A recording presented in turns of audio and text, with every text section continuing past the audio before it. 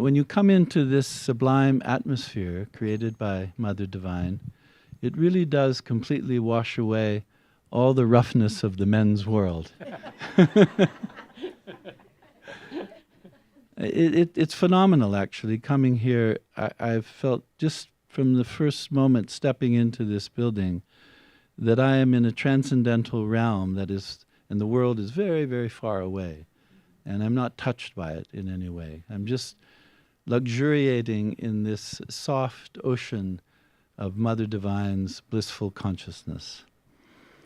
And for the past many years, I've had the great good fortune to visit the Purusha capital in West Virginia and to be there in that beautiful atmosphere.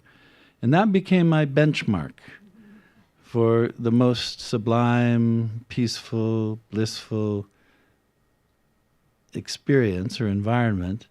But coming here now, I think we have a new benchmark. Don't tell them. No, no. I was going to say to Michael Chelnoff, we better go and tell Purusha to up their game a little bit. Not that there's any competition, of course. Yeah.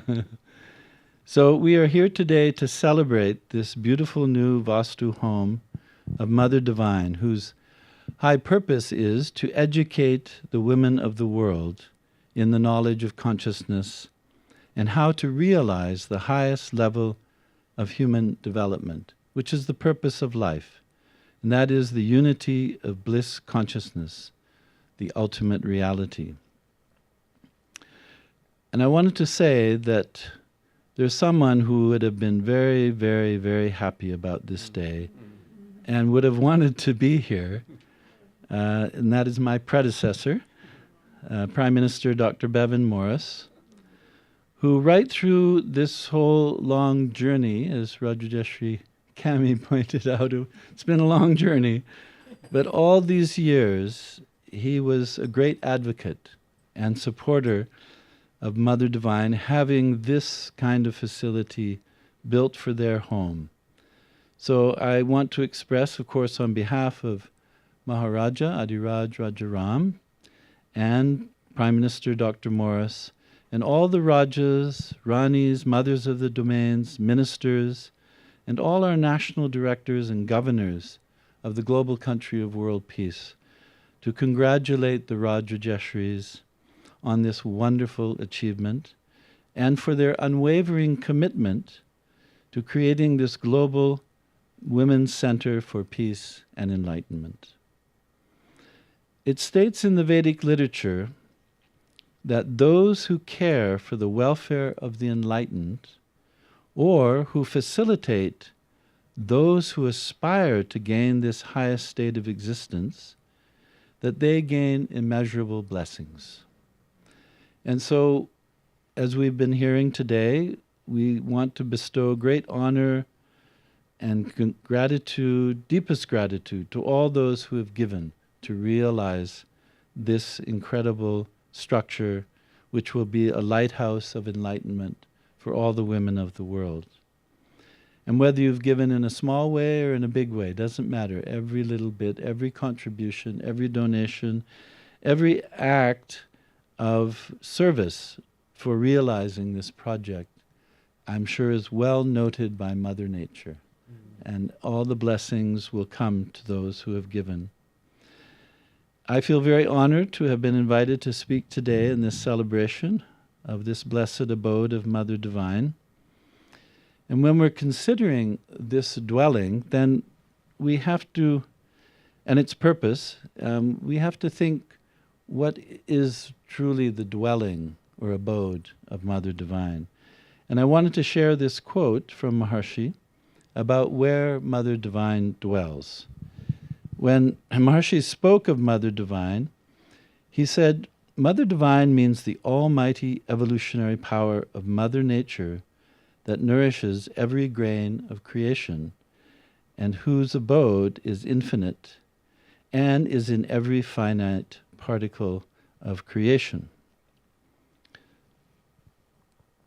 He said, this is the beauty of her completeness, the beauty of her wholeness. Fullness is that She has as her home everywhere. This is the wholeness of Mother Divine, creative intelligence. She has expressed herself in various states of finite values and remains infinite in her unexpressed, unmanifest value, the absolute, eternal, chitti parachetana, transcendental reality. This constitutes the entirety and the wholeness of Mother Divine. Her home is small, in small, minute particles of existence, and her home is big, the whole, when we count the totality of the universe. The entire universe is her big home. Big, we say, from our standards of big and small. For her, big is her unmanifest, infinite, unbounded, eternal, immortal reality of being, which fortunately is there present in the deepest state of every expression, small or big, in the whole universe.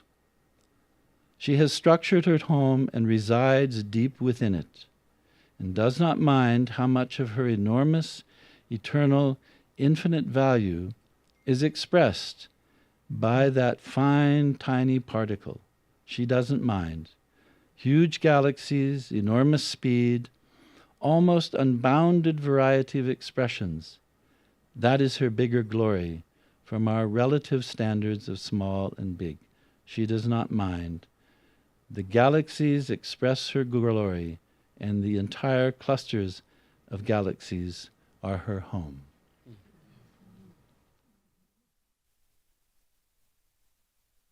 And so I wanted to just conclude by saying that this grand and very, very refined, sublime home of Mother Divine's purpose is the awakening of this level of Mother Nature's intelligence that Maharshi described in the individual awareness, individual intelligence of every woman and girl who comes here to gain that status, that cosmic status.